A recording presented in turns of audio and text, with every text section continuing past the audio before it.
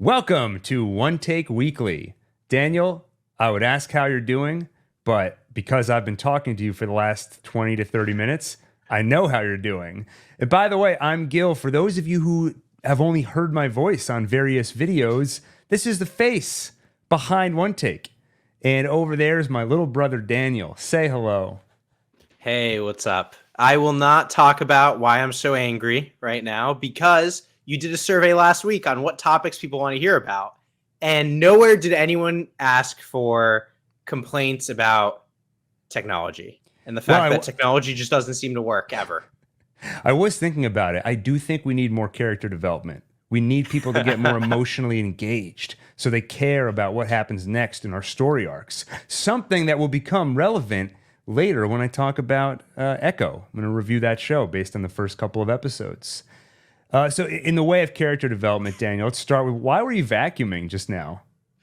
So I make coffee using an AeroPress. And one of the really nice things about an AeroPress is that it's extremely easy to clean. Because it's so easy to clean, I never clean it. You know, because I'm like, I can just do it later. You decided seconds before we're supposed to go live. And that's on the adjusted start time because we were already late. You figured that was the time to try and clean, your French press?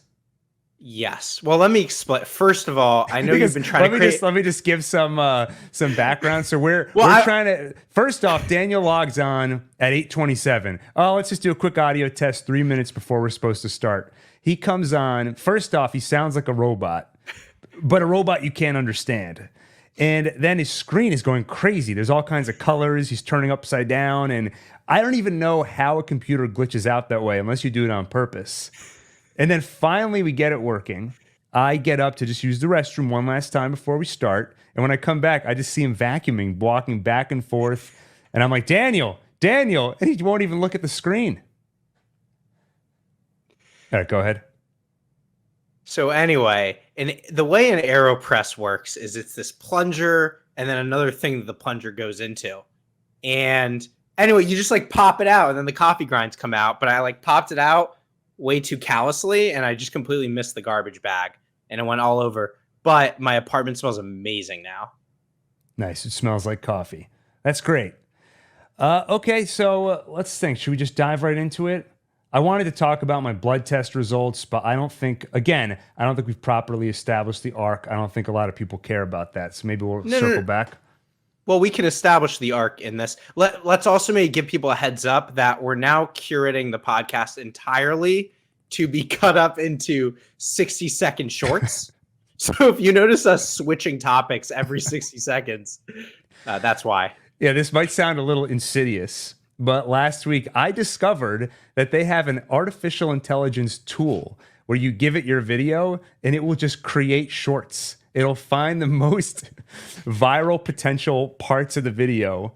It'll literally take the two people, so it'll take me and Daniel, put us on top of each other and add all the captions. And I have to point out that when it's finding content with potential to go viral, it's always me talking, I've noticed. It's never once picked me, not once. Well, so my goal, I want to go viral this episode. So you have to say some really interesting stuff. I mean, I have to, if I scroll down like 10 to 15 down to like stuff with a 75% virality potential, then I start to find some of your stuff. But you got to step up. You got to impress the robots. The background here was generated by AI. The thumbnail was partly generated by AI. So we're part of the problem, I guess. Well, you want to get into today's agenda, Daniel? Let's do it. Let's begin this week's meeting of OneTake Weekly for January 10th, 2024, brought to you by Gil and Daniel. On the agenda, as always, curated for your enjoyment, we'll have a quick OneTake update. According to our poll, 5% of people want to hear about that. Then we'll do the latest movie and TV news. 11% of people want to hear about that. And a caveat, news we care about, though I have a feeling, Daniel, we might be stretching the limits this time. I just also love that the entire podcast is data driven. We're going to spend the exact right percentage of time based off of the poll. And then we're just going to maximize virality according to Shorts Well, AI the problem algorithm. is because what we're going into at the end of this is going to be we're bringing back an old favorite, one of our old podcasts, Gil Reads Comics. And we're going to be talking about Ultimate Spider-Man, a comic that just came out today. Now, according to that poll, people want us to go in depth on movies or shows. I assume that includes comics. 50% of people want that. So I think this is going to win people over. Now, I want to just say before we get to that segment, if you're like, oh, I don't care about comics, I don't read comics, we're going to tell you the story of the comic. If you enjoy my recaps, this is going to give you a little flavor of that. So the only prerequisite for enjoying Gil Reads Comics is either liking Spider-Man or just liking stories or even liking us. Okay? All right, next, let's go into the quick OneTake update. So, Daniel, this morning, I finally recorded the long-awaited follow-up to what Blade Runner is really about. And you have to make a thumbnail for me. Wait a minute. No, you don't. I went ahead and did it myself. What Blade Runner 2049 is really about. It's in the can. So depending on how quickly my editor can work, it should be out in the next 2 or 3 days. When I sent him the recording, he didn't respond. But you know how all the different, WhatsApp, Signal, Discord, you can react to messages? He reacted with that party confetti thing. So I think he was pretty excited to get working on it. So we're going to have this soon. And did you like the way I gave you notes on your script? Daniel used, I don't have it next to me. He used his Remarkable 2. Wait, I thought you returned yours. Have I ever returned something? I did the same thing. Okay, I was going to return mine, and I just procrastinated on it, and I'm so glad I kept it because the last 2 weeks, I've really ramped up my usage of it, and I feel like I'm going to make the habit stick. Should I tell people? Tell people what it is, and keep in mind, you're trying to impress the AI. So if you can do a good job of explaining the Remarkable 2, you might get picked, and this could get clipped out. Oh, okay. So this device, will this fit in the portrait mode of a short? Okay, here. Yeah. It's going to be you and me stacked on top of each other. So what's all this then? Well, this is a Remarkable 2. It's an e-ink tablet. So picture like a Kindle, except it's bigger, and you can load articles onto it, and you can sketch. For audio listening people, Gil just disappeared. So you can keep going. This is your chance to shine. On it. You can sketch on it. My personal favorite thing to do is I pull in articles. It's magic paper. Stop burying the lead. And I'll mark them up. I'll highlight things. I load books. It's a digital notebook. But Gil sent me his script for the Blade Runner video, and I marked it up on here, gave him thoughtful comments. And that's why you should consider getting a Remarkable 2. And the battery lasts a really long time. You can get a nice leather folio right here. I'm going to rescue everyone. Wait, I can't hear Gil. Did Gil actually have technical issues? I thought he was just screwing with me. You can hear me, right? No, I don't hear you. In the chat, can you hear me? This is probably Daniel's fault because of all the technical difficulties we had before this started. Anyone else hear Gil? It's a portable phone. I hear you now. Okay, can you hear me? Yeah. See? We have to keep the AI happy, Daniel. It's going to pull the plug on us. Did you disappear for a little while, or did I disappear? No, okay. I disappeared on purpose because I wanted to give you the floor. Okay. And then I think you just stopped hearing you. No, you stopped hearing me. Oh, okay. Because I spoke for a while about the Remarkable 2. Yeah, I laughed a lot. Okay. I was there. I just want to make sure people heard what I had to say about the Remarkable 2. All right, let's go on to everyone's, 11% of people's favorite topic, latest movie and TV news that we care about. Daniel, what are your thoughts on the current state of Star Wars? I liked Andor. Okay. That's it? Yeah. Didn't you like Rogue One, which Andor is technically a prequel to? I'm trying to stay positive here, Gil. I like Andor. Well, I know for a fact that when The Mandalorian first started, you enjoyed it because we watched it together. When it first started, Rogue One? No, Oh, Mandalorian. Yeah, I think I liked the first episode until when I didn't know it was going to be an anthology type show. Right. So, okay. Here's the news. They announced a new movie, The Mandalorian and Grogu.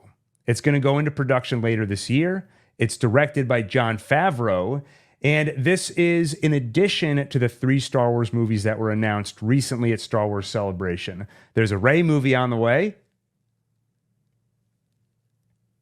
There's a Rey movie on the way. Rey Skywalker. Rey, yeah. Adam, I need you back on the podcast. Dave Filoni's Star Wars movie that's kind of the culmination of Thrawn, Star Wars Rebels, Ahsoka, all that stuff. And then there's Dawn of the Jedi from James Mangold, who recently mangled Indiana Jones 5.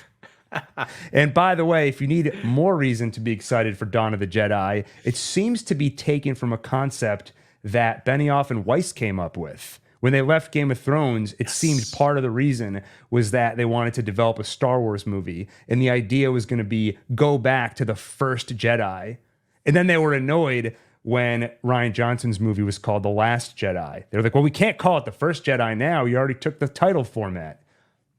But now it actually does sound really cool, though. Of all the Star Wars movies announced, that's probably the one that sounds most interesting.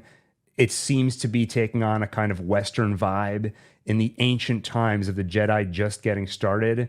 But after Indiana Jones 5, it's kind of tarnished my image of James Mangold. When it was the guy who directed Logan, then it was exciting that he's making a Star Wars movie. When it's the guy who directed Indiana Jones 5, it's a little bit... Oh, but it's the same guy. He directed Logan? Yes. Then he's clearly capable of good stuff. Yeah, he's clearly capable, but you would think that part of the hard time he had was being chewed up in the Disney machine and the creation of Indiana Jones 5, and Star Wars is part of that same machine. So, hey, we'll wait and see. Maybe it'll be good. So Adam says... Oh, I was going to say that Adam says because of Benioff and Weiss, he refuses to watch on principle anything by them. How much do we want to bet Adam is going to end up seeing this? I think he'll stand by it, but I guess not, because I think if we all go, he'll feel too left out if he doesn't join us. But he's going to make it very clear we have to podcast or live stream about it, so that way he can at least say he didn't go for personal enjoyment. Yeah, like it was a business trip. Yeah, when you get to the theater and they're always like business or pleasure, Adam's just going to be business. Like, what are you talking about? Business. Like, why do you keep yelling that at him? So, okay, a few thoughts on this. First off, Jon Favreau.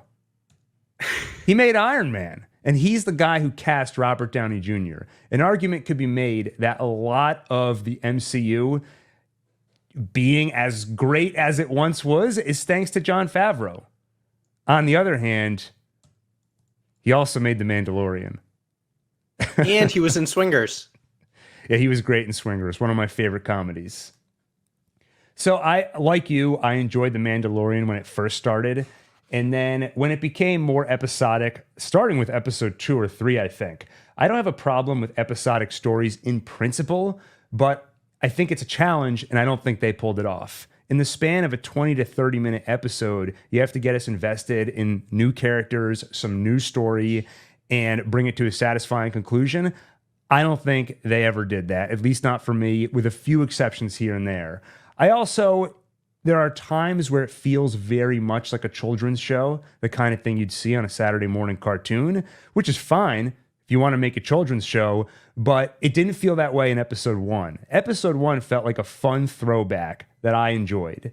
But over time, I stopped watching. Viewership was down for season 3, so I know I'm not the only one. But I bet a lot of people feel like I do, which is if you're making a movie, by its nature, that's probably not going to be episodic. They can raise the stakes a little bit and take their time to tell a satisfying story. So personally, I think a lot of people who left the series might raise an eyebrow and consider coming back for a movie. Yeah, I have more faith in a movie than in the show. It's such an odd choice that they decided to make the show like a serial format, especially a show where your main character is wearing a mask. Not a serial format. Serials when it's all connected. Oh, sorry. What's the term for non-episodic? When your main character is already wearing a mask and barely speaks. It's like you need some narrative arc, right? To like make you want to keep watching. Like, yeah, I was so uninterested immediately when I realized it was going to be episodic. Yeah, and so many of the episodes felt so generic. I'll never forget the prison episode, which I don't remember which came first. The Rick and Morty episode. The heist. The heist episode. There was a Rick and Morty episode which parodied that whole format. You son of a bitch, I'm in. Saying that over and over again. Everybody hates the main character for some past thing that you learn about later on. And every single character in that episode felt like such a cliche. That was the one where, before ChatGPT was even a thing, I was like, this feels like it was written by AI, just copying and pasting every familiar element you've seen and slapping them together, which is a very common criticism people use now. But I said it back when it wasn't a popular thing to say. And one other thing I'll say that worries me a little bit is there were rumors for a while when season 4 was in development that it was going to be turned into a movie. This would seemingly confirm those rumors, but I hope it's not entirely accurate to say they're taking a season and turning it into a movie. Because if you just take a season of the show and truncate it down to a movie, that sounds awful. But the fact that it's going into development so soon means they must be ahead of schedule, and it feels like they're sitting there with 8 scripts for a season 4, and they're like, we can easily just throw these into ChatGPT and say, can you summarize this in a 2-hour format? Which, if you want someone to do that, I'm right here. I can recap anything. So, like everybody says, for every movie, I got to see a trailer. And what I'm looking for specifically in the trailer is, does it feel like a long episode of the show? Does it feel like a compressed season, or does it feel like a real movie? And that's what would get me interested. Last thing I want to ask you, Daniel, what do you think of the title, The Mandalorian and Grogu? Grogu is the Baby Yoda, right? Yeah. So why not call it The Mandalorian and Baby Yoda? I know, he's not actually Yoda. I guess it's the title. It's kind of like low-hanging fruit. Like they just know everyone likes Grogu. Yeah. Yeah, the title, it just strikes me as very lame, like Adam says in the chat. And it's a title format that could work for any movie. It's just the name of the character. Now, I guess no matter what you say about this title, you can find a counterexample that works, where I'm like, okay, it sounds like a kid's movie, like Lilo and Stitch. But then you have Bonnie and Clyde. That's an and format, and that's not a kid's movie. It's just the character's name. It's so generic. But so is John Wick, and I liked that movie. But I kind of feel like if it was just called The Mandalorian, that would work better for me for some reason. But they can't call it that because there's already the show. But for some reason, when it's blank and blank, it just sounds so generic. Like Alun, our other brother, who's been on some of the live streams, he gets really mad when movies have a title that's just a year. He's like, oh, it takes place in 1917, so the movie's called 1917. You're just laying claim to that year. It's just as generic as that. Omar asks, that's not a working title? It's being reported as the official title, and it's going into production fairly soon. I mean, it's possible it'll change, but they aren't caveating with it's a working title. It is being, on the official Star Wars website, this is what they're calling it. Is it a working title? Well, it's not working for me. I would call this title fairly unremarkable. You stole that joke from Adam. All right, Dan. Remember to check out the sponsorship link for the remarkable below. You have any more to squeeze out of this news, or have we? Do you feel like you got a short out of this? I feel like I was talking too much, which probably means you didn't get a short. I don't know. Maybe there could be a short. Is this the working title? I've heard it's not a working title. I think this is what they're actually calling it. Don't worry. When we get to the end, if we don't feel like we've generated enough shorts content, we'll just do like 10 hot takes in a row. Sounds good. All right. You ready for the next news story? I caught a quick glimpse of the next slide already. I'm excited. Tom Cruise saves Hollywood again. So what are we talking about? You can see the headline right there. Tom Cruise has signed a development deal with Warner Brothers to develop and produce original and franchise films. This is big, Daniel. He hasn't worked with WB since Edge of Tomorrow, which now goes by the name Kill, Die, Repeat, I think. Live, Die, Repeat. Wait, really? No, we just watched it a few weeks ago, and it was still called Edge of Tomorrow. Now, if you look at the posters on streaming and things like that, they put the tagline, Live, Die, Repeat, in big letters. And then they put Edge of Tomorrow really small in the bottom corner. Here, I'm going to pull up an image right now. Let's see if we can do this in real time. But that movie was awesome, by the way. That was a good movie. That was the last time he's worked with WB. And he actually got his breakout role with WB. Remember when he was dancing in his underwear in the movie Risky Business? Wait a minute. So, Alun's complaining in the chat about this issue, right, of 1917 just laying claim to all of 1917. But Alun's not giving a great argument in the chat. He goes, look at all these historical events that took place during 1917. He lists them out. They're all World War I things. And the movie was about World War I. Well, but it was that's fine. It was about one specific event in World War I. Yeah. It should have been named after that one guy who was running around. Yeah. Or that should have been the name of it. The guy that was running around. So I sum up this news, Daniel, by saying, good job, Zaslav. Why? Because this was thanks to him. It was the co-chairs and CEOs of WB Motion Picture Group, Michael DeLuca and Pam Abdi, who were hired by Zaslav. And they were told by him when they were first hired, we are on a mission to bring Warner Brothers back. We have the best resources, storytelling IP, and talent in the business. And we need to bring Tom Cruise back to Warner Brothers. So they got the job done. And I personally have a lot of respect for David Zaslav. Because you and I always talk about when you see a bad movie, you say, didn't anybody look at the script when this was being written? Or didn't anybody look at this somewhere in the process and say, we know this is a bad movie? He seems like the guy that would do that because he canceled movies that were already made and ready to go. Batgirl and the one that I think is most tragic, Scoob 2. I think few people would have had the guts to do that. So I respect that.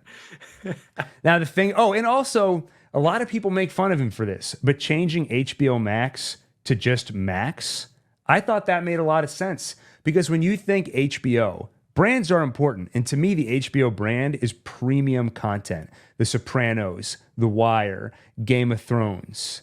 And now the streaming service, especially after they acquired Discovery, I think you can watch reality shows and a ton of other stuff on HBO Max.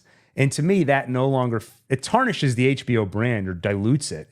And if you're trying to compete with Netflix, where a family will say, we need a streaming service to just watch a bunch of random stuff whenever we want, they think Netflix. Maybe they think Amazon Prime. Nobody thinks HBO. So to me, it makes sense to go with a more generic title. Max. Is there a better title out there? Maybe. But I think dropping HBO made a lot of sense. So far, we haven't really seen, and I'll let you go in a second, Zaslav deliver something. It's been a lot of what he isn't doing, right? He didn't deliver Batgirl. He didn't deliver Scoob 2. But I think getting Tom Cruise on board, whatever comes out of this relationship, which is not exclusive, by the way. He'll still work with other people. It just says he's going to develop some movies with them. Whatever comes out of this will be some of what Zaslav is delivering. Go ahead, Daniel. Yeah, it'll be interesting to actually see some of the results from Zaslav. Like even the Max decision, the way you explain it, that makes a lot of sense.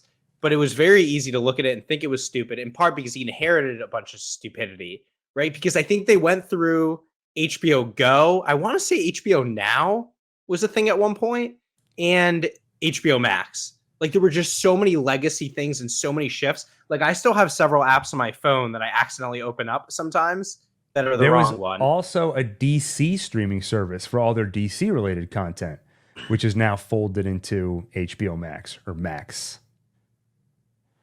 But I think this Tom Cruise thing makes sense. Tom Cruise is like, he actually makes a lot of good stuff. Has Tom Cruise been in many bad things? I can't name him off the top of my head because there's the recency bias. If I just remember Top Gun Maverick, I remember Dead Reckoning Part 1, which underperformed. And a lot of people now, they're questioning Tom Cruise's selling power. But I think that movie came out a week before Barbenheimer, this massive meme that is unlike anything we've seen in previous years.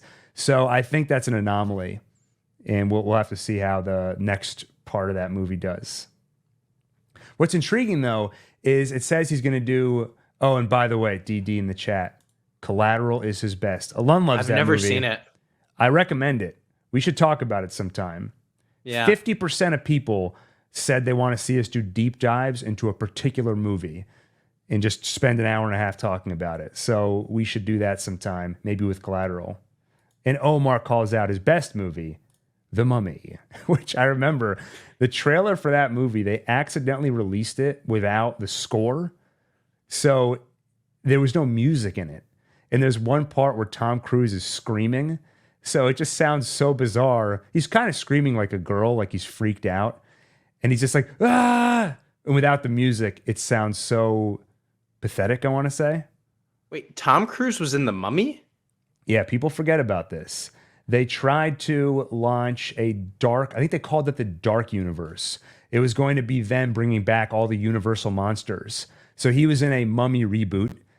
Russell Crowe showed up in it as Mr. Hyde or Dr. Jekyll, to set up. So Dr. Jekyll, Mr. Hyde was going to be the Nick Fury of the Dark Universe. And the Mummy was so bad. Is this related to the Brendan Fraser Mummy movie? In a sense, it's a remake, or it's just another reboot of that IP. Okay. Yeah. I think they would have been, if they had waited a few more years, The Mummy would have had Brendan Fraser in it. Because at this point, there's no straight reboots. It's all Lego sequels. Now, the interesting thing is that they say he's going to do original films and franchises. So I think they're going to open up the WB books and say, Tom Cruise, pick a franchise and make a movie. And so I collected some of the most popular WB franchises. And the question, Daniel, if you could pick one of these to be spearheaded by Tom Cruise, and it says in the article, he's going to be producing them and starring. So he's going to be the creative force behind it. He's going to be in front of the camera too. Which franchise do you want to see him in? So many to choose from. Mad Max. Mad Max. You got Blade Runner? Hunger Force. Wait, there's actually a lot of good stuff on here, though.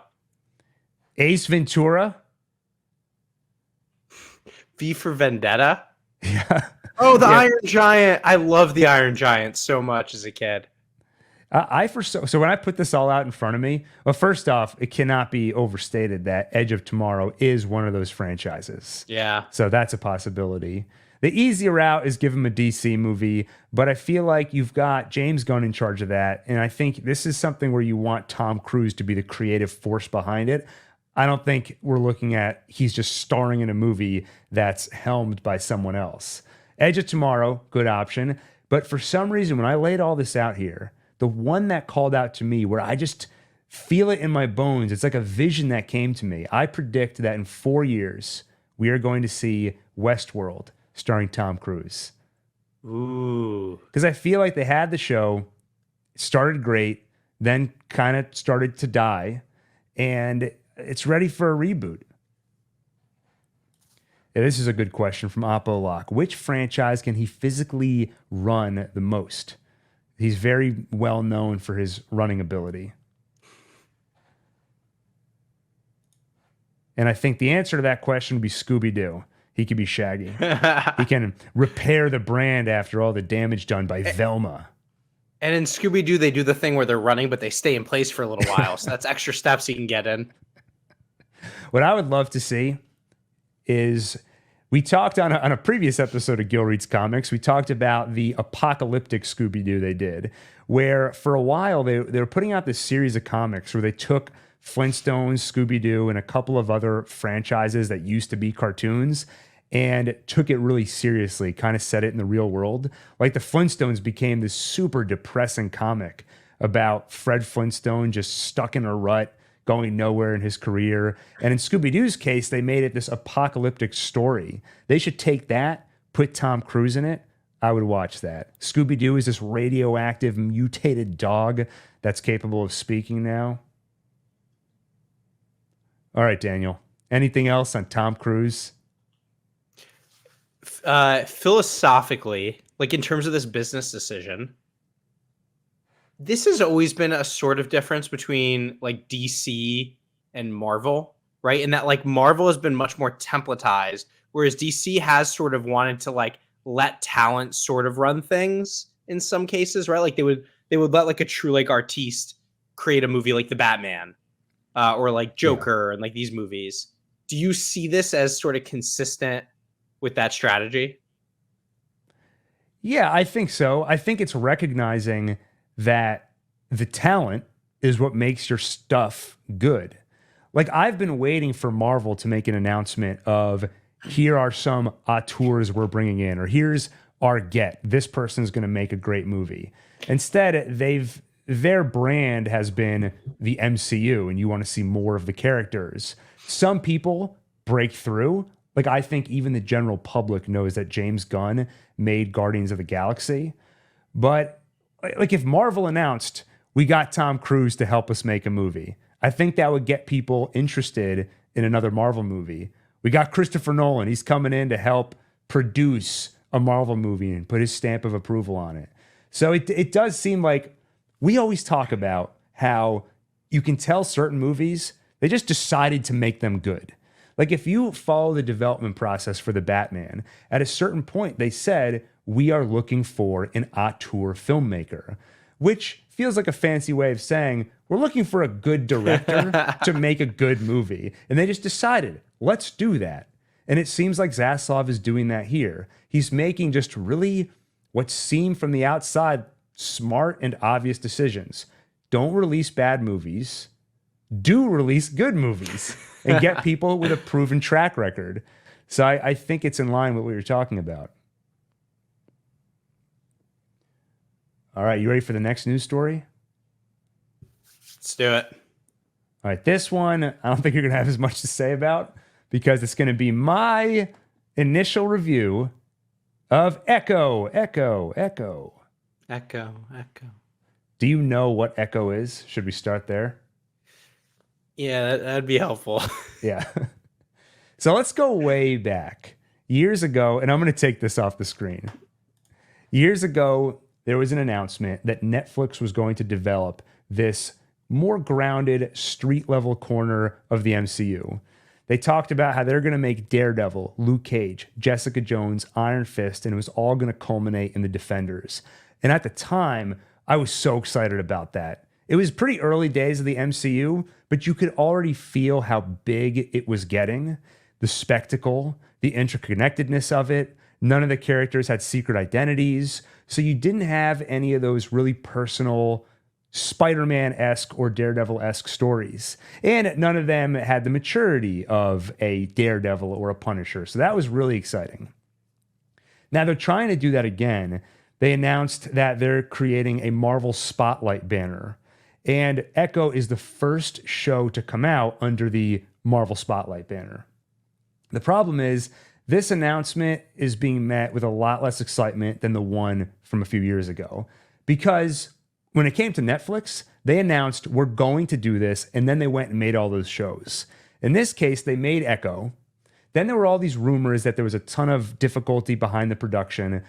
There were rumors that the show isn't very good. And then they announced it's only 5 episodes. We're going to release them all at once. And again, no one has said this, but the rumor is that it's to sort of rip the Band-Aid off. We don't want to pull his ass off and just can it, but let's just put it out there all at once, and then we can all move on with their lives. And to try and not tarnish the Marvel brand, they're like, just call it an It's Marvel Spotlight. It'll confuse everybody. They're going to think it's a Sony movie or something. So if this was announced 3 years ago, if this was announced right after Endgame, the biggest movie in the MCU continuity, and at that point, everyone wants to go smaller, because if you just keep going bigger, you stop caring. If Marvel Spotlight was announced right after that, I think people would have been really excited about it. I know I would have been really excited about it. So we have Echo, and despite everything I heard about it going in, I was rooting for it because, like we have said time and time again, I think that's what the MCU needs to do. It needs to get smaller, more personal stories, and therefore actually higher stakes. So before I give my thoughts, I watched only the first 2 episodes right before this. First off, who is Echo? So her father is part of Kingpin's gang, and this character was introduced in Hawkeye. And in that show, we learned that her father is part of Kingpin's gang. She was partly raised by Kingpin. She calls him uncle. Her father was then killed by Hawkeye when he was going by Ronin, and he was out for blood and vengeance. But it turns out Kingpin orchestrated the hit. He leaked the information to Ronin so he would kill her father. TLDR, Kingpin killed Echo's father. Just she wants revenge. And she gets revenge. In Hawkeye, she supposedly kills Kingpin, but we all know he's coming back. I think at that point, we already knew he was coming back for Daredevil, so it was kind of an obvious fake out. All right, so I watched the first 2 episodes, and I would say the headline is that the show, at least based on these 2 episodes, is a complete mess, especially episode 1. It starts with her as a child, and then very quickly sort of montages its way through her life, but it tries to weave through the events of Hawkeye.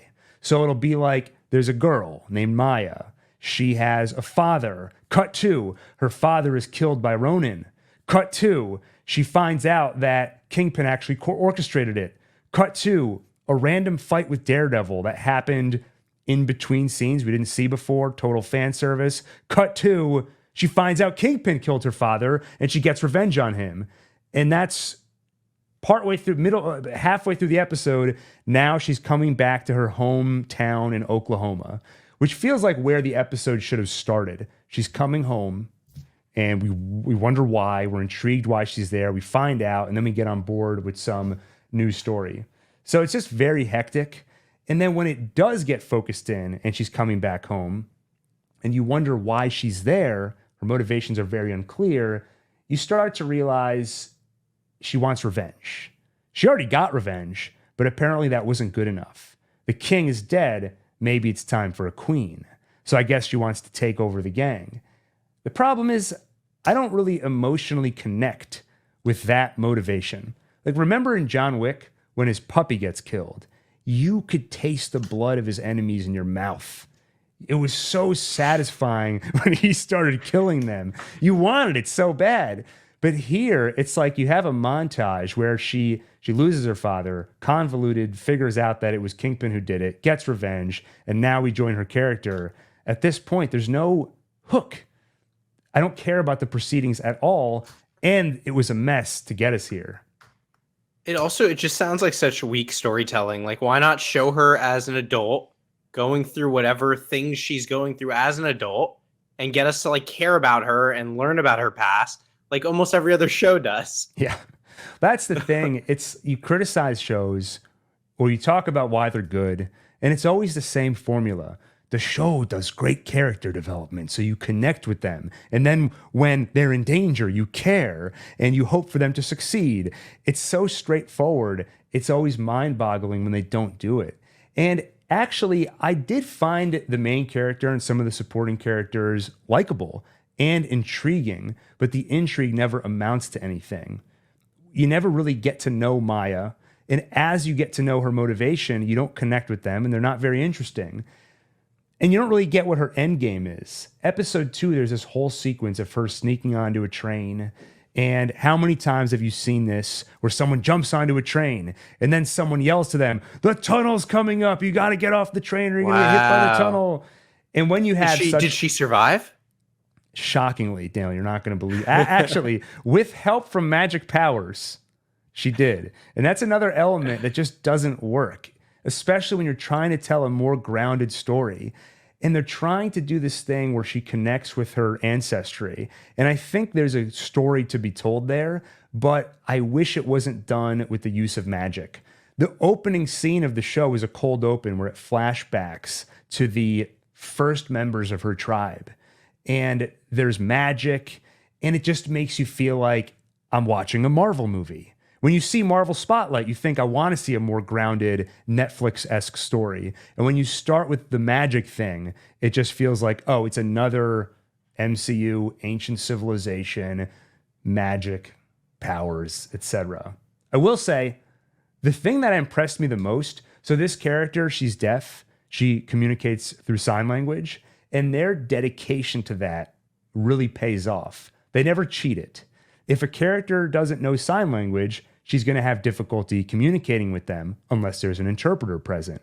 So Kingpin always has an interpreter by him to speak with her, which even says something about the fact that he was there essentially raising her partly, but never bothered to learn sign language to communicate with her, when basically everybody else in her life that truly cares about her did.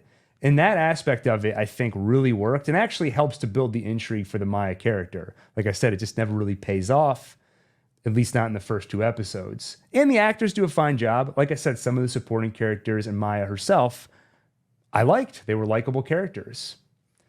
So that's overall where I'm at with it. There were a lot of rumors that, like I said, there was trouble behind the scenes. It feels like there was a bigger story that got cut down, and it's all just kind of slapped together. They took stuff out and just tried to make a coherent story out of it. And it's just a mess so far. So, are you shocked, Daniel? It's really interesting. I don't know. You would just back to like there's a formula to making good shows and movies, right? But I feel like just following the right process is sort of the table stakes, and then it's still hard to execute, right? Like I do think that it's challenging to pull everything off correctly, but it's like when you don't even follow the right process, it's like, are you even really trying? And I feel like I've said this before, but it's like Marvel makes so much content, and they can afford to hire such good people. It's like why do you run into these issues behind the scenes? Like, why can't you like, it's just like business operations. Like, why can't you execute them properly? But I guess when I say that, what I start to think about is, but there's creative effects, and it's like, okay, if creatively they have the wrong direction, then you're going to have poor business operations too, right? Because like things aren't going to work right. Like, you're going to have disagreements. It's not making sense. It's not coming out as a good product. And then you start revising it on set, and that leads to like nightmares, whatever. So I guess my point is, it's like you could have good processes. You can be an effective company, but I guess if that creative part is missing, everything's going to break down anyway. So there's like a lot they need to get right. So I guess I have some empathy. You can also imagine with a big interconnected universe like Marvel, and even if it wasn't interconnected, but just the fact that they have this brand, there are probably deadlines, and you can imagine a scenario where a script just isn't working. You do some rewrites. Hey, we got to start shooting. But nobody wants to be the one to raise their hand and say, hey, I don't think this is working. We have rockets that explode because nobody wanted to raise their hand and say, hey, I saw an issue in the engineering, and there are lives on the line. So when the stakes are lower, like whether or not Gil and Daniel enjoy this streaming show, you don't want to be the one that gets called into Kevin Feige's office to be like, so I hear you don't like the train sequence in episode 2, huh? Is that what Kevin Feige sounds like? That's how I picture him in my head. He's chewing on a cigar. That's how I would talk if I was the CEO. Or he's the he's a chief CCO, I think, chief creative officer. But you can imagine how, and then you try and course correct, right? We shot a bunch of stuff that doesn't work. People don't remember who Echo is, and we didn't properly establish her in our own show. All right, let's try and just weave in some of the Hawkeye stuff. Man, people really want to see Daredevil. We could probably let's shoot a Daredevil scene, throw it in there, make it one take. People love one take. And then you can see how it could get here. Yeah. My hope, and we talked about this last time, is that they're doing some self-reflection. The fact that they released it all at once, I would put my money on this as a rip the Band-Aid off approach. They just want to get this show out there and move on.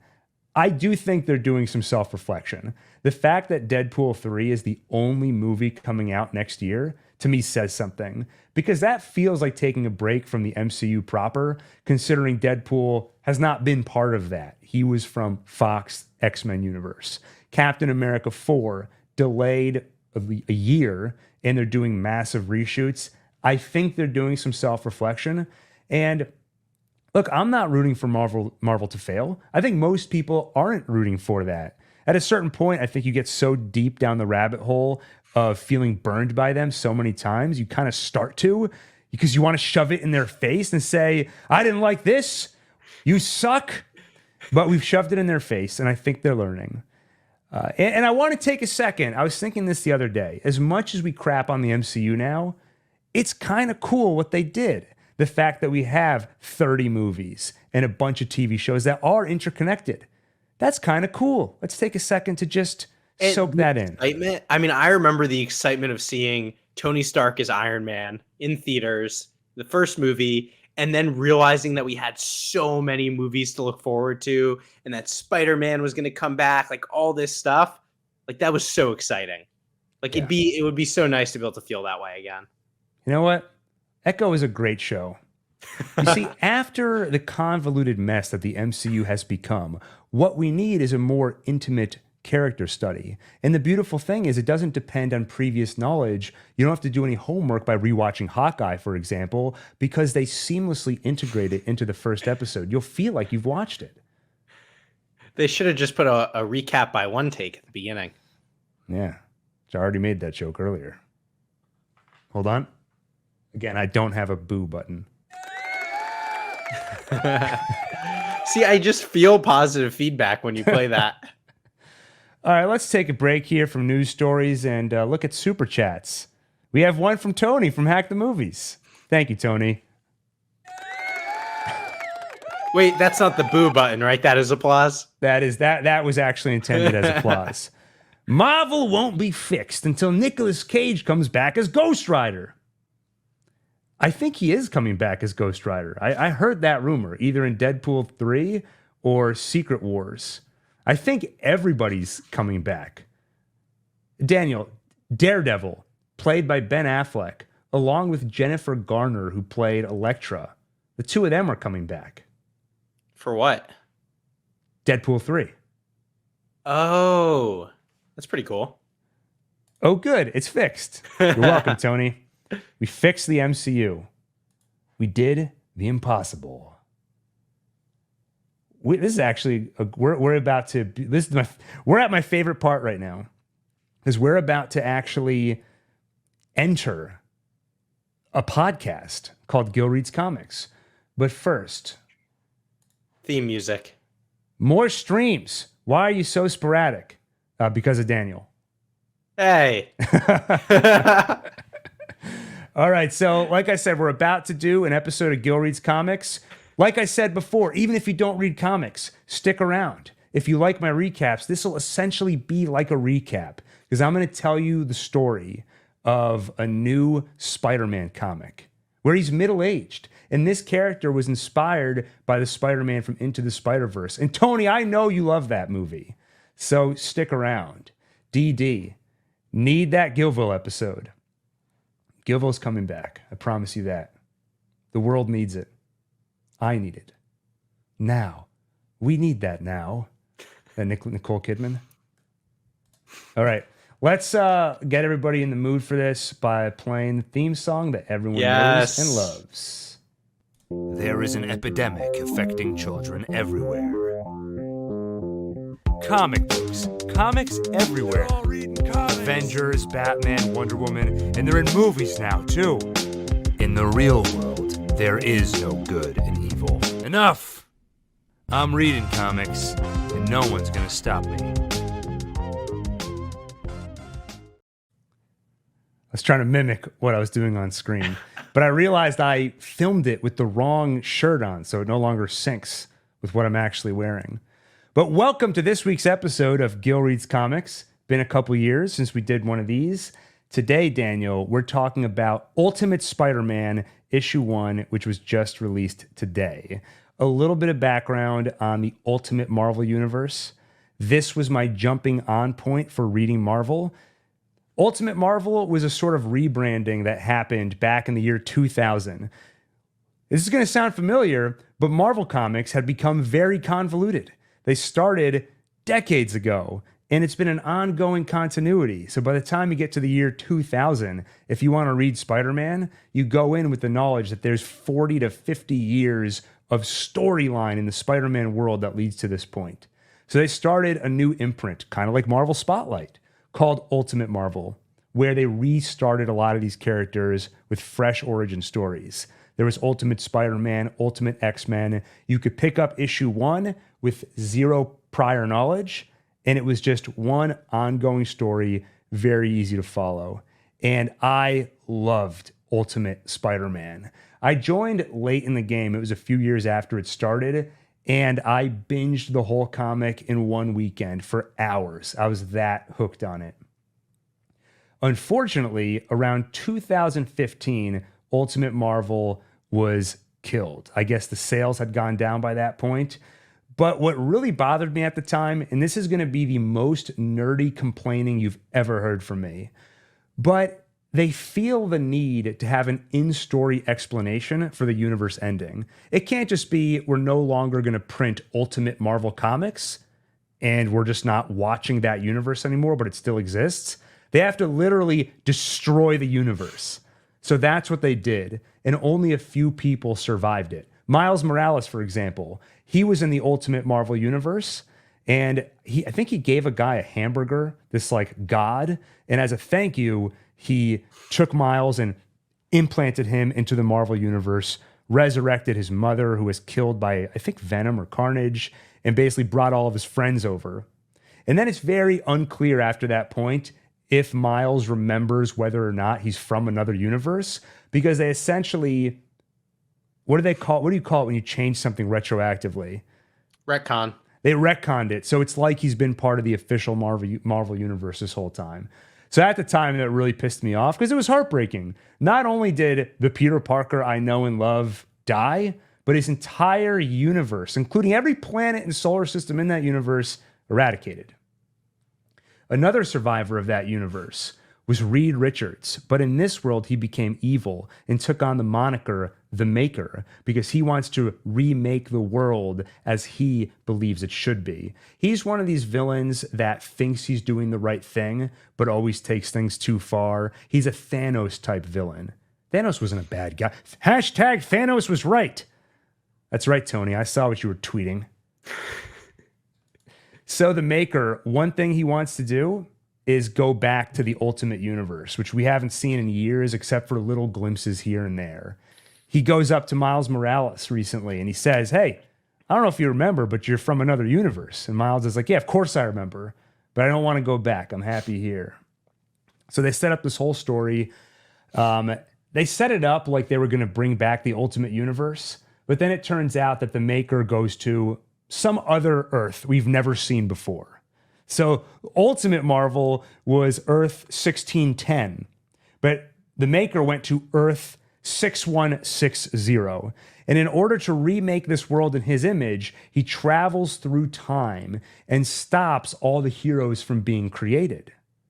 For example, remember when Peter Parker got bit by a spider? Not in this universe. The Maker kills that spider. Well, actually, he doesn't kill it. He just takes it away so it doesn't bite Peter. He goes to kill Captain America before he gets unfrozen, but he actually can't find him. He delays the launch of the ship so it doesn't go into the cosmic storm. Therefore, the Fantastic Four are never created. So that all took place in a story called Ultimate Invasion. Very cool story, very convoluted. The long and short of it is we have a new universe. We're calling it the Ultimate Marvel Universe. And in this world, none of the heroes were created the way you're familiar with. But Tony Stark to the rescue, Daniel. He says, I'm going to fix this because he found out about all this stuff happening. So he snuck into a facility where all the little trinkets are being kept. The spider that would have bit Peter and all the other totems that would have created various superheroes are stored in this vault. They get them back and they give them back to all the heroes so they can create, Peter Parker, Spider-Man, and everybody. Then the Maker finds out about this, and his council, they're not happy about that. So they frame Tony Stark for a terrorist attack on New York City. A bunch of people get killed. And then we get to Ultimate Spider-Man. So very convoluted mess, but the TLDR is that we're in a new universe where none of the heroes became heroes, and there was recently a terrorist attack being blamed on Tony Stark. And of the people... Yeah, go ahead. The Maker went back in time, though, to prevent Tony Stark from ever giving those artifacts to everybody? No. So how did he, undo it? The Maker just stopped superheroes from being created naturally. So the spider was going to bite Peter. The Maker went back in time, grabbed that spider, put it in a vault. Now, Tony trapped the Maker, so he's stuck. While he's stuck, he went behind his back, took the spider, and gave it back to Peter in the present. Oh, okay. So that happened, and then then Tony Stark gets framed for the terrorist attack. Yeah. So while the Maker is, let's say, behind bars, he's trapped, his council is still out there doing his bidding. They're kind of like the Illuminati. And they try and take out Tony. So they think they killed him, and at the same time, they framed him for this terrorist attack to tarnish his image in the public. So now everyone thinks Tony's a bad guy, and a bunch of people died, including May Parker and Harry Osborn's parents. So it sets up a whole new status quo for this reboot. Okay, are you with me? I'm following. All right, awesome. Okay, well, I'm a little confused. Okay. So that was kind of how Goodreads comics usually went. It was usually me rant. And when we first started, the format was that the other person didn't read the comic. So it was literally just me explaining it to them. And so people were just confused all the time. But the problem is, and this is, I'll say, one of my criticisms up front for this new Ultimate imprint, you're kind of hurting yourself by, again, feeling the need to explain the reboot in continuity. Like, you can just say, there's a new universe, we never saw it before, we're going to start telling some fresh stories there. But they try to explain it in this really convoluted way. And to their credit, I mean, you picked up Ultimate Spider-Man #1. You didn't know any of this backstory. And for the most part, you could follow it, right? Yeah. Excuse me. Yes. And I liked it. There's an argument to be made that I should have skipped all of this preamble. And we could have just said, here's the 2 or 3 things you need to know. Let's get started. Wait, so here's my confusion. And I thought there was some time travel involved, because even this panel you're showing here, why would a teenage boy commit this terrible act? So it's like a young Tony Stark that does the terrorist attack. In this continuity, Tony is a teenager right now. Even when he goes and gets all the artifacts, he did that as a teenager. He got the artifacts back and gives them to the heroes? Yes. In the convoluted Ultimate Invasion backstory, there's a lot of time travel involved. Howard Stark was Iron Man. And his teenage son, after Howard gets killed, he takes on the mantle of Iron Lad because he doesn't want to steal his father's superhero moniker. There's a lot of time travel involved, but all you have to know is that at this point in the present, Tony Stark is a teenager. Okay. I'm still a little confused, but we'll get into the issue, and then I'll raise my confusion when we get there. I think you know enough. And just to correct everybody else's confusion, Tony has a very important question. Does Megan Thee Stallion twerk in this new timeline? Is She-Hulk canon? So I don't know if you remember Tony watching the show Lost, where they talked about a constant, where it's sort of a thing that's constant in every timeline. This is a nexus point. This happens in every timeline, and I wouldn't have it any other way. Marvel would be crazy to do otherwise. You think they're trying to just self-destruct the brand? In fact, I think you insulted their intelligence by even asking that question. All right, can we please get into Ultimate Spider-Man now? Okay, let's go through the story and then we'll talk about what we thought, but feel free to interrupt as we go. So first off, Ultimate Spider-Man issue 1 just released today. It's a very dialogue-heavy story, which is very welcoming. This is kind of what I wanted out of Echo, where Marvel Spotlight is like pumping the brakes after things have become so complicated and convoluted. I had the same feeling here, because in preparation for reading this, I read all the Ultimate Invasion, Ultimate Universe stuff leading up to it. So messy. And it was such a breath of fresh air to get an issue 40 pages with very little, maybe even no action, with one or two exceptions. So that was pretty refreshing. A lot of it is just a character work and setting up the status quo. So we have a middle-aged Peter Parker married to Mary Jane, which fans of Spider-Man have missed because Peter made a deal with Mephisto many years ago to erase their marriage, and people have been very upset that they aren't married. But here they are, and they have 2 children that seem very nice. Go ahead, Daniel. Major plot hole. No way Peter Parker gets MJ without the superpowers. I think this is like a multiverse remnant thing where even though he doesn't have them, she can look into his eyes and see that there's something there. There's an itch that she can't wait to scratch. All right, fair enough. They're happily married, and here's the craziest part. Uncle Ben works for the Daily Bugle, and he's the managing editor. And right off the bat, it's so fun to read the issue and see all the little things and big things that are different from the world we know to this one. It's the fun of What If, but it's more than that, because I have not been a fan of the What If series, because the entire show is just about the curiosity of what would happen if this were different. And then it's like a montage of events.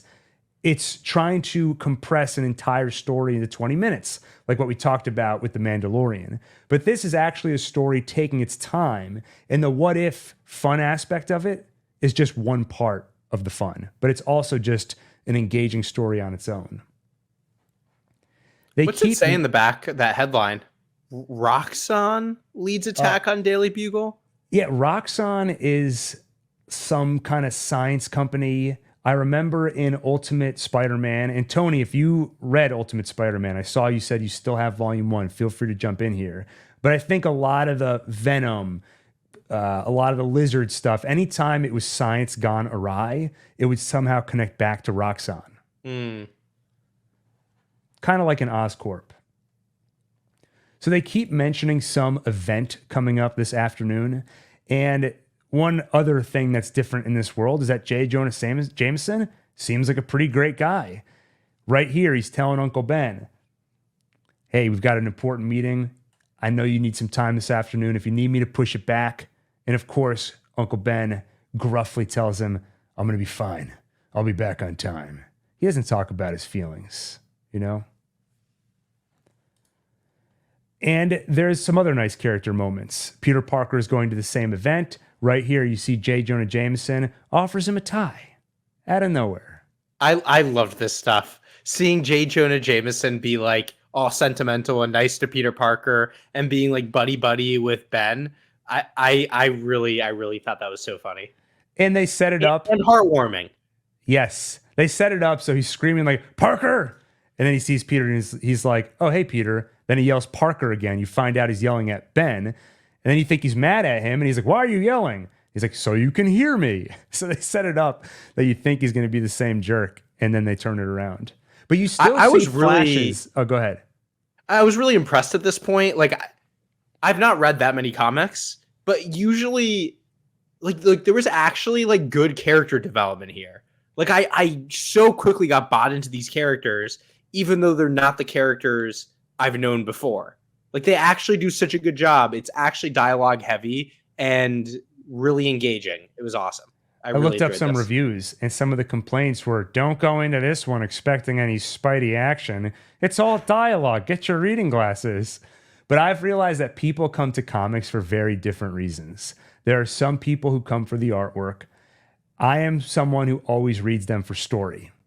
And for me, the artwork, the closer it can just look to real people, the happier I am. I remember at one point in the Ultimate Spider-Man run, they replaced the artist, and it went from looking somewhat realistic, not real, it was still cartoony, but at least the dimensions and the proportions seemed real. It suddenly became very cartoony. And to me, that's like if you're watching a show and suddenly they recast all the characters.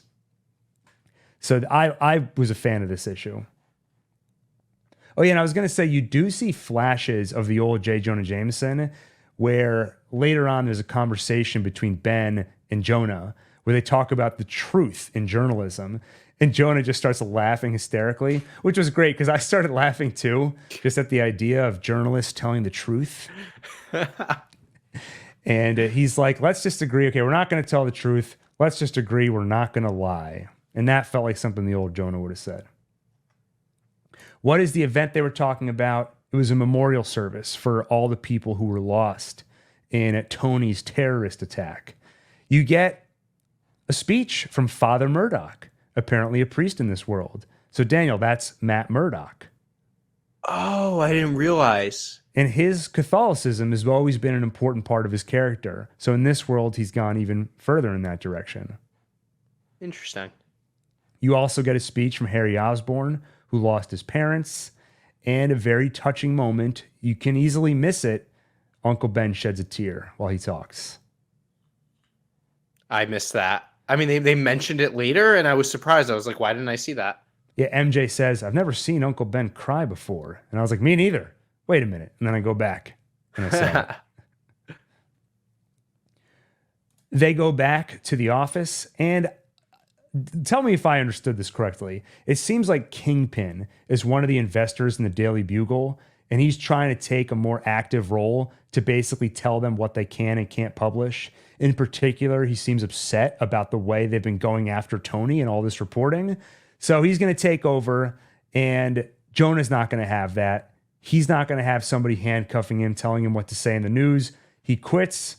They offer the job to Uncle Ben. He also quits.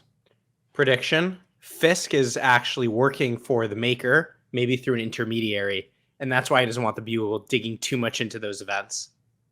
It would very much fit in what we saw in the comics before this one. Like I said, the Maker's Council is this sort of Illuminati-esque group where every war in the world is their doing because they believe that peace is impossible. Humans have it in their nature to fight.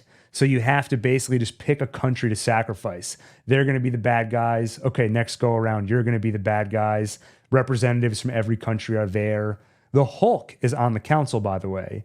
But in this universe, he's a very meditative Hulk that has his anger under control. Are the Makers, are they all human? Well, the Maker himself is human. The Maker's Council, do you consider the Hulk human? Right, so they're all human, but no, I don't know why I thought it was like aliens, the Makers or something. Okay, they're just humans. And there's no thing called the Makers, plural. There's the Maker, Reed Richards, and then he has his council. Okay, wait, and go back one slide. The other thing, some of these speeches, like Harry Osborn's speech, very dark, very touching. Like I really did not expect that out of a comic. I got a lump in my throat at certain parts of the comic. It was really sad. That's a very, very rare thing for me to feel emotionally moved by a comic. It's happened here and there.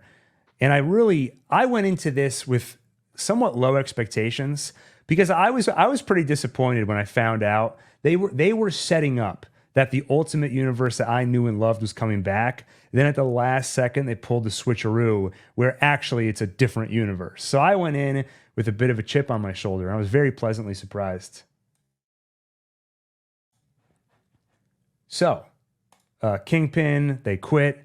And then, Daniel, this is the one part of the issue that felt a little just kind of out of nowhere to me. Kingpin's leaving, and then someone blows up his car. Who did it? It looks like some kind of a Green Goblin-ish thing. But if you look closely, it says Oscorp Mark something on his shoulder. So it seems like an Iron Man-inspired Green Goblin. I would assume this is Harry Osborn. And it makes me wonder if Tony Stark is going throughout time to try and give the heroes back the things which made them heroes. I mean, this looks like Iron Man tech. Did he go to Harry Osborn and give him the Green Goblin suit? Oh, okay. So he was going throughout time to hand out the artifacts. That was my confusion. Well, no. Sorry, I shouldn't have said that. He's not like going back in time. So, like, he's not going back and making sure Peter Parker becomes Spider-Man when he was supposed to as a teenager. Yeah. He's not doing that, but he is going to different times.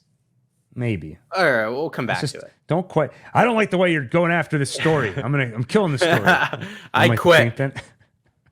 Wait, so did the Kingpin die in that slide? That's what I thought. But if you look, I know this was a really convoluted. It's the one part of the issue that I had a problem with. But you see Kingpin in the bottom left corner, like a big blob. So I think he was getting out of the car. I assume he survived. Okay. You can't keep the Kingpin down. There's no way. All right, Green Goblin shows up. So Ben and Jonah, they meet for a drink. And within the course of like 2 or 3 hours, they get over the fact that they were essentially fired and decide they're going to start their own newspaper. And then Peter shows up, and he is got something weighing on him. He keeps talking about he's got this itch to do more with his life. And I could really feel this. So the way he's touching his heart right there, you know that feeling in your chest, that tug toward greatness, unrealized, the fear you're never going to reach your potential. But clearly that it's not whisper just in the back of your head telling Yes. you got to start a YouTube channel. Yeah, exactly. But you can tell this is not just some vague idea. There's something specific on his mind. He talks to Uncle Ben about it. He talks to Mary Jane about it. And they're very supportive. What's he talking about? Why is he so messed up? Because he got a visit from Tony Stark last night. He got a delivery, and then a hologram popped up where Tony Stark tells him everything. In this world, you were supposed to be a superhero, one of the best, named Spider-Man. But the spider that was supposed to bite you was stolen away by someone who stole your destiny. Well, buddy, here's that spider, and here's a Spider-Man outfit you can wear if you choose to accept that destiny. So it turns out... So this is my confusion. So he traveled forward in time. Yes. To hand out these artifacts. Okay. Yeah, this is my understanding of what happened.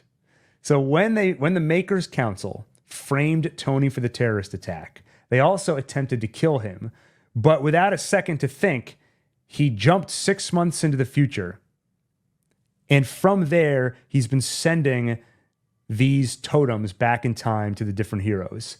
So he's hoping that when the timeline catches up to him in 6 months, he'll come back to Earth and it'll be filled with heroes like Spider-Man and others. So this happened last night. We're just finding out about it, which means it's been weighing on Peter Parker all day. I've got a radioactive spider back home. Do I let it bite me? Do I accept my destiny? What do you think he does? This is Peter Parker we're talking about. He'll never turn down power. He lets the spider bite him. Then he becomes Spider-Man. And that's the only glimpse of Spider-Man we get this issue besides the cover. So we already talked about what we thought, some of our thoughts as we went, but kind of summarize, Daniel, your overall impressions, especially somebody, like you said, you barely ever read comics. Yeah, I really liked it. I'm excited. Do these come out like every 2 weeks? Comics typically come out monthly, and I think this is going to be on a monthly schedule, which means Gil Reads Comics will be on a monthly schedule. Yeah, I'm excited to do the next Gil Reads Comics episode. Yeah, I thought this was a cool story. I'm excited to see where it goes. Yeah, I kind of said a lot of what I wanted to say. The main thing I loved about it is that it takes its time. It's very grounded. It develops the characters. And even in the course of this one issue, just in telling us who they are, there's a ton of emotional and dramatic weight to it. I will admit that when it comes to comics, I have a bit of a blind spot for dialogue. When I watch a movie or a TV show, even if I like it, every once in a while, I'll roll my eyes at a line of dialogue. or think nobody actually talks like that in the real world. And that was a big criticism of the original Ultimate Spider-Man. It was written by Brian Michael Bendis, and he was accused of trying to write in a sort of teenager way that didn't sound authentic, but I never saw it. For some reason, in comic form, I'm kind of blind to it. And so I tried to be objective and ask myself, is the dialogue realistic in this issue? And the one complaint I could see people having is that so many of the lines are melodramatic. Like, Peter, you lost your parents and you know the pain of that. So you know the pain I'm going through. There were so many of those really dramatic lines that I wonder, if you read it with more objective eyes, would you say that it feels a little soap opera-ish or a tad melodramatic? I do feel like, though, the comics are a different medium, and I almost read them as like it's like excerpts from dialogue, you know? Like, my assumption isn't I'm seeing the whole conversation. I'm seeing like the really powerful bits that matter. So I don't know. For that reason, I kind of give it a pass, and I like those lines. I thought they were good. Yeah, and at the end of the day, if it works, it works. Yeah. I mean, for me, it worked. I also just think we kind of touched on this, but tonally, I love what they do, because they do a great job of making it feel like such a bleak reality, such a dark world, but you have these heartwarming and optimistic characters that aren't unrealistically hopeful, where it feels naive or cheesy. So it actually, what you want is a big contrast between the evil, awful darkness and the heroic characters. You want to create as much contrast as you can while maintaining realism, and I feel like they did such a good job of that. Feels very genuine. Yeah. One other thing we didn't talk about, I loved the MJ Peter Parker relationship. I thought that also came through like really well in the comic. Like all the relationships of all the characters like really got me invested. Yeah, you get the feeling that if this was a Marvel movie, when he's like, I want to have this spider bite me, everybody would be like, you've got children, you irresponsible fool. Think about me. And they would just be crapping on him the whole time. I got the same feeling when I watched Gremlins recently, and the dad character in that movie is a failed inventor. All of inventions are horrible, but everyone's so supportive. His family's like, give it another shot. The next one will be great. And you just don't see a lot of that support these days. So it was a breath of fresh air.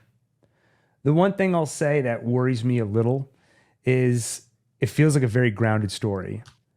Then a hologram from the future shows up and gives Peter a spider from the past. And it just feels like this convoluted, multiversal, big picture stuff that I don't want in this story. And it's like I said earlier, I kind of wish they just said, reboot, new story about Spider-Man. We don't need an in-continuity explanation for a reboot. But so far, it hasn't played a big role in it.